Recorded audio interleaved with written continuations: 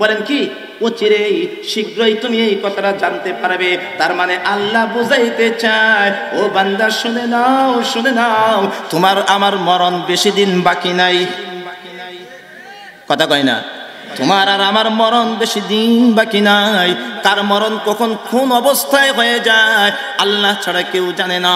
আমার রব পাঁচটা জিনিস আল্লাহ তাআলা ব্যতীত এই জ্ঞান কাউকে দেই নাই। ওই যে আলিফ লাম মিম সিজদা 21 নম্বর পারায় আমার রব সুন্দর করে ঘোষণা দিয়েছেন 5টা জিনিস আছে যেটা আল্লাহ ছাড়া কেউ জানে না। 5 নাম্বার জিনিসটা একটা হইল ওয়া মা তাদরি নাফসুম বিআইয়ি আরদিন তামুত।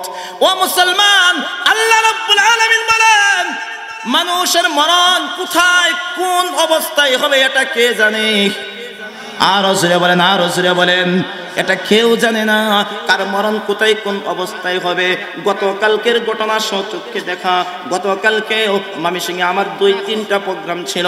আমি যখন 30 সাল ক্রস করে আমার গাড়ির সামনে হঠাৎ করে একটা হুন্ডা অ্যাক্সিডেন্ট হয়ে গেল। হুন্ডা 14 হাত দূরে আর হুন্ডার ড্রাইভার হলো আরেক 14 হাত দূরে। কি অবস্থা হয়েছে জানি না। এই জন্য আল্লাহ রাব্বুল আলামিন বলেন ওয়া মা তাদরি নাফসুম বিআইয়ি আরদিন তামুত। ও মানুষ শুনে নাও, তোমার মরণ কখন কোন অবস্থায় ঘটে এটা আল্লাহই জানে, আল্লাহ ছাড়া আর কেউ জানে না। আল্লাহ বলেন এই কথাটা তুমি অচিরেই জানতে পারবা। কাল্লা সাউফা তা'লামুন সুম্মা কাল্লা সাউফা তা'লামুন। আবার আল্লাহ তাকিদ দিয়ে বলেন অচিরেই তুমি এই কথাটা জানতে পারবে। লা তারাবুন্নাল জাহিম। আয়াতের শেষের দিকে আয়েশা আল্লাহ রাব্বুল আলামিন বলেন ও বান্দা তুমি আল্লাহকে ভুলে গেছো। তুমি মনে করো আমি কি তোমার জন্য জাহান্নাম রাখি নাই, জান্নাত তোমার জন্য রাখি নাই। তোমার চলাফেরাটা এমন মনে হয় কোনো জান্নাত জাহান্নাম নাই। আল্লাহ রাব্বুল আলামিন বলেন দুনিয়াতে তুমি তোমার রবকে ভুলে তোমার জিন্দেগি সাজাইছো।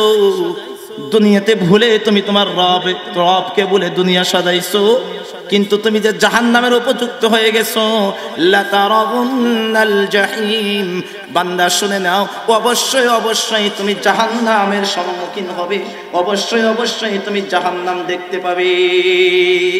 লা তারাবুন্না এই শব্দের মধ্যে দুইটা তাকিদ রব ব্যবহার করেছেন। উলামায়ে কেরামরা বুঝবে অবশ্যই তোমরা জাহান্নামতে দেখতে পারবা।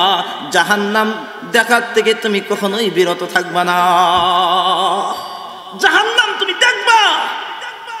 আর যদি রবকে স্মরণ করতে পারো, রবকে ইয়াদ রেখে বান্দা তুমি যদি তোমার জিন্দেগিটা যদি সাজাইতে পারো তাহলে শুনে নাও, তাহলে তুমি জাহান্নামে দেখতে হবে না, তুমি জান্নাত দেখবে। সুবহানাল্লাহ বললেন রে। তুমি যদি রবকে স্মরণ করে তোমার জিন্দেগিটা যদি সাজাইতে পারো তাহলে বান্দা তুমি জাহান্নাম দেখবা না। কি দেখবা? ওই যে সূরাতুল কাফের 105 নম্বর আয়াতে কারীমায় রব বলেছেন ইন্নাল্লাযীনা আমানু ওয়া আমিলুস সালিহাত কানাত লাহুম জান্নাতুল ফিরদাউসি নুজুলা।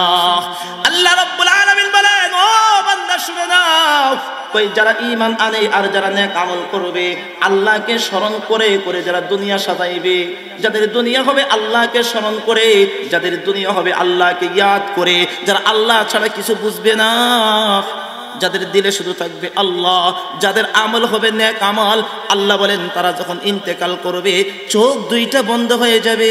কানাত লাহুম জান্নাতুল ফিরদাউসি নুজুলা।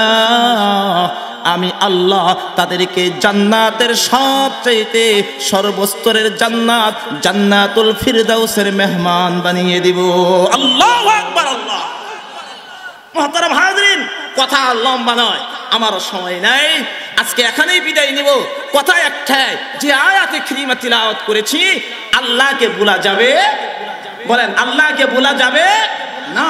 আমার সন্তানের কারণে, দুনিয়ার চাকচিক্যতার কারণে আমার রবকে ভোলা যাবে না, গুনাহের দিকে পা দেওয়া যাবে না। আমার প্রত্যেকটা চলাফেরা, আমার লেনদেন, চাকরি বাকরি, ব্যবসা বাণিজ্যে সর্বক্ষেত্রে মাথার ভিতরে রাখতে হবে। টাকা কামাইতে গিয়েও আর দুনিয়ার ধান্দার ভিতরে পড়ে আল্লাহকে ভোলা যাবে? আল্লাহ আমাদেরকে তৌফিক দান করেন। আল্লাহ আমাদেরকে আল্লাহকে স্মরণ করে দুনিয়া সাজানোর তৌফিক দান করেন। চিল্লায়ে বলেন আমিন। মুহতারাম হাজিরিন, আমার কলিজার টুকরা বাবারা, যুবক ভাইরা, ইনশাআল্লাহ হায়াত বাকি, মোলাকাত বাকি ইনশাআল্লাহ। সময় স্বল্পতার কারণে আমি স্বল্প সময় দেওয়ার জন্য আন্তরিকভাবে আপনাদের কাছে দুঃখ প্রকাশ করছি, ক্ষমা প্রার্থনা করছি। ক্ষমা সুন্দর দৃষ্টি কামনা করে আল্লাহ আমাদের সবাইকে দ্বীনের জন্য কবুল করেন। সকলে বলি আমিন। ওয়া আখিরু দাওয়ানা আনিল হামদুলিল্লাহি রাব্বিল আলামিন।